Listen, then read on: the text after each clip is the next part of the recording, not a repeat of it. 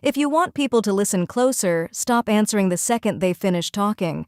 Most people rush to respond because silence feels awkward, but that rush can make you seem nervous, defensive, or too eager to prove yourself. A short pause changes the entire energy. It tells the other person you actually heard them. It gives your brain a second to choose the right words, and it makes your answer feel more intentional. This is why calm people often seem more confident. They do not chase every second of silence. They let the moment breathe. You do not need a dramatic pause. Just 1 second before you answer can change how your words land, because sometimes confidence sounds like not rushing.